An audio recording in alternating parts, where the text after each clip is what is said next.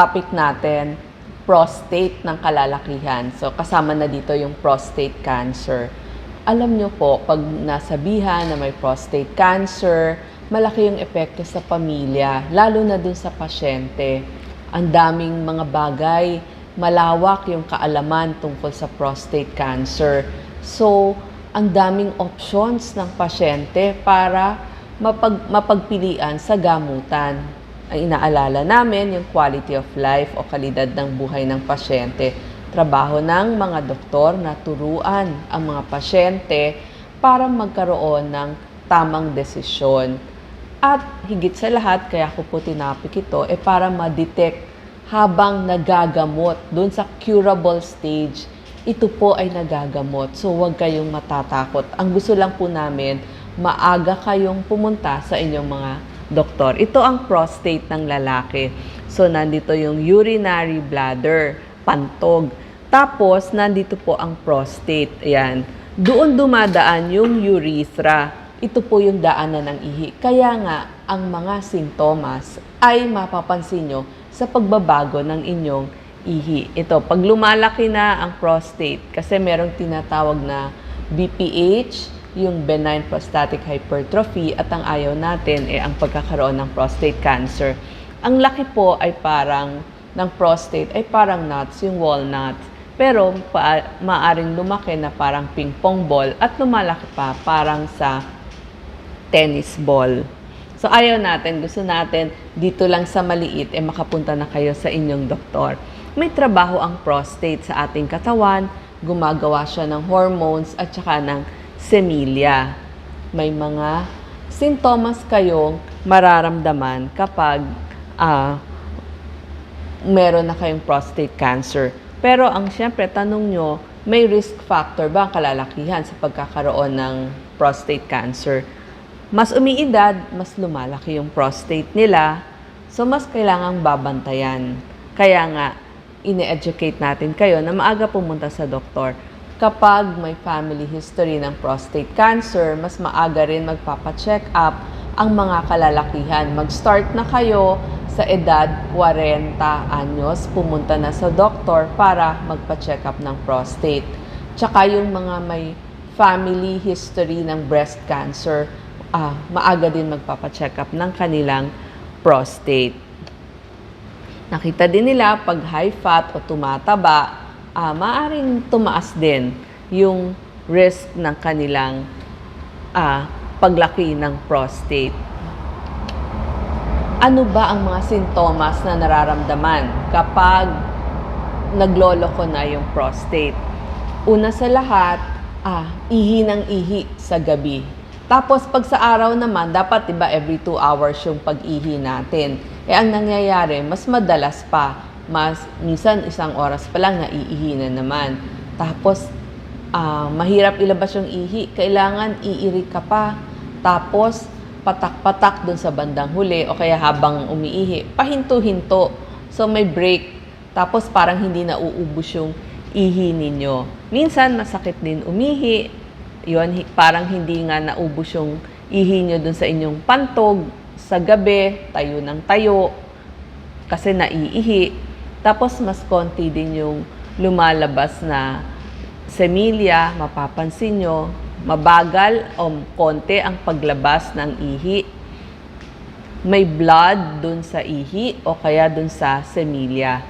Nakakaramdam kayo ng kirot sa katawan, lalo na dun sa buto, tsaka dun sa likod. Tapos yung iba, masakit dun sa may balls o dun sa may itlog. Yung iba naman, parang ngimay dun sa kanilang binti. Minsan, naiihi na rin sila. Parang hindi na nila nakokontrol. Namamayat, hindi naman nagpapapayat, nawawala ng gana kumain. Pwede rin, panay-panay ang ihi. Tapos yun na kailangang umiri, minsan mahapdi, at minsan hindi na tumatayo si Manoy. So, nagkakaroon ng erectile dysfunction. Yan yung mga madalas mapansin. Weight loss, parang pagod, tired. Tapos minsan naiiba din yung pagdumi. May epekto din sa pagdumi. Tapos higit sa lahat, masakit, akala mo rayuma lang. Pero masakit pala yung mga buto mo. Bakit sa buto? Yan ang tanong natin. Kasi po, yung ating prostate, kapag nagkaroon ng cancer, unang kumakalat doon sa may buto. Kaya, akala nyo, sakit lang ng buto. Yung pala, kumalat na. Ano ngayon yung mga test para malaman kung lumalaki ang prostate? Ito ang isa sa importante, yung digital rectal examination. Sino ang doktor na pupuntahan? Chine-check up lang ho yan ng doktor. Ang tawag sa doktor sa kalalakihan, urologist. So, surgeon sila, sila ang nag-check.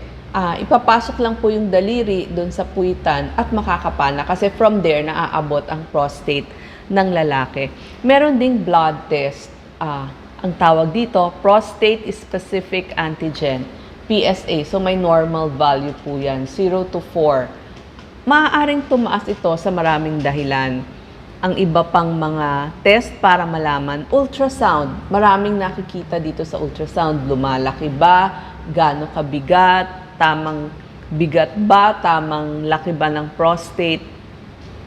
At kapag may problema na, maaaring gumawa din ng MRI, CT scan, kasama yan, DEXA scan o X-ray ng bone kasi madalas doon kumakalat ang ating prostate cancer.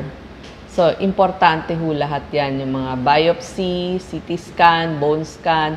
Pag tinanong kayo, kailangan bang mag-biopsy, umuupo kayo. Kasi marami pa namang ibang test at iaalokin lamang kayo pag kailangan ng i-biopsy. Halimbawa, mataas na yung prostate-specific antigen, tapos matigas na sa kapa yung prostate, tapos nag-scan na ng mga bones, tapos bakit parang may mga lesions na doon. So, doon nangangailangan ng biopsy. Siyempre, pagdedesisyonan nyo yan. Lahat yan kailangan. Biopsy, MRI, CT scan, ultrasound. Maganda dito sa ultrasound, hindi gaanong masakit. Tapos yung blood test, kailangan yan. Kaya nga yung PSA, yung blood test, isama na kapag kayo po ay edad 40 or 50, isama na dun sa regular blood test ninyo yearly. Isama na rin po ninyo.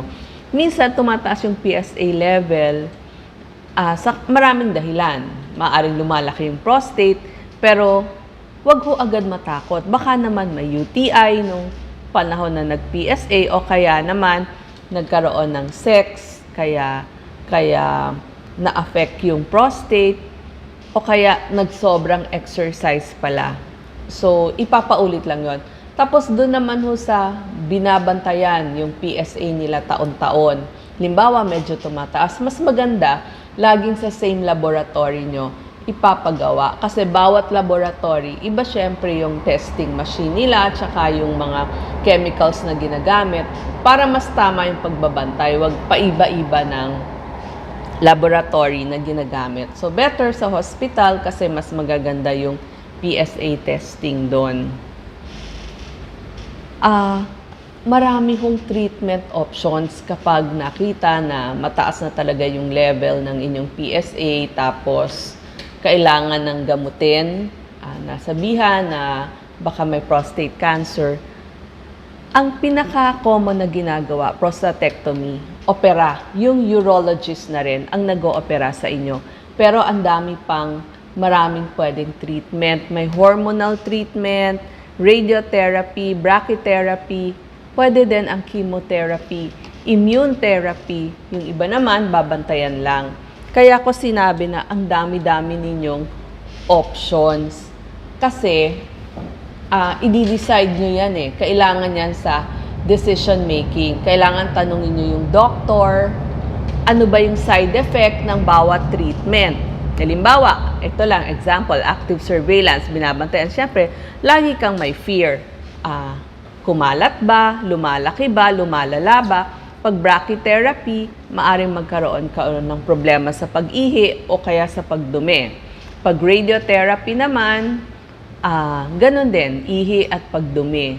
Tapos, kapag inoperahan, itatanong nyo sa doktor nyo, magkakaroon ba ako ng erectile dysfunction o kaya hindi ko na mapipigilan yung aking pag-ihi, incontinence. Siyempre, sa kalalakihan, importante ho yung pag-save ng mga nerves.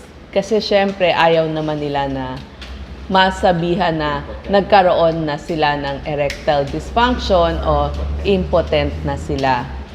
Tapos, kailangan nyo rin ho dito ng isang group ng doctors. Siyempre, ang head, yung urologist ninyo.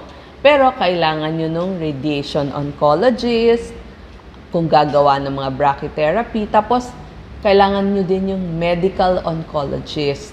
Kasi, sila yung magki-chemotherapy sa inyo.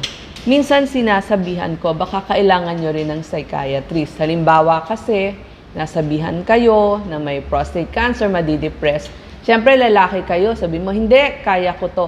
Huwag pong magmamatigas kasi meron ng mga gamot para sa kaba, sa lungkot. Kasi pag hindi natin nagamot yon, baka pataas ng pataas yung blood pressure natin, maging iba pa yung sakit natin. Tapos, tignan mo rin, dun mo maiisip yung relationship mo dun sa asawa mo, sa anak mo, nakakailanganin mo sila during treatment. Alam nyo ho, dun nyo marirealize yung epekto ng pagkakaroon ng magandang relasyon, na maganda pala yung buhay mo because nandyan sila. Ito pa ho yung mga ibang katanungan palagi na tinatanong sa atin. Pag ba palagi ang nagtatalik, hindi na ba ako magkakaroon ng prostate cancer? Wala pa talagang siguradong ebidensya dahil doon. Kaya naman, umiinom naman ako ng finasteride tsaka dutasteride. Makakatulong ba to para ma-prevent yung prostate cancer? Probably. So, sasagutin po yan ng inyong urologist.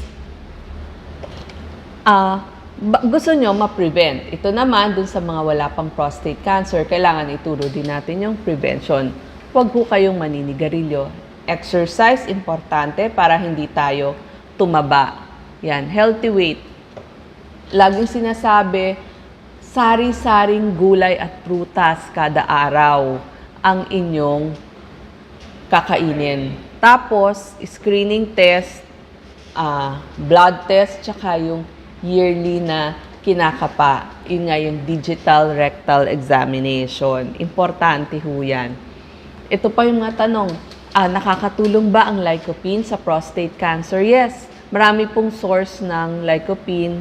Tomatoes, yung mga bell peppers natin, carrots, papaya, yung mga kulay pula. Nakakatulong lahat yan sa prostate cancer natin. Tapos, damihan nyo na rin yung omega-3 fatty acid ninyo. Bakit sinasabihan ng green tea lagi namang maganda sa cancer? Bakit laging sinasabihan na fibers? Maganda ho sa fiber maganda ang fiber sa katawan. Kaya kailangan natin lagi mag-green leafy vegetables. Garlic nakakatulong din daw sa prostate cancer. Lahat to, ito yung mga tofu and soy dahil dun sa kanilang phytoestrogen. So, lahat yan maganda sa ating katawan para prevent ang pagkakaroon ng prostate cancer. Kasi po, ang prostate cancer, lagi ho yan top 5 sa sakit ng kalalakihan. Salamat po.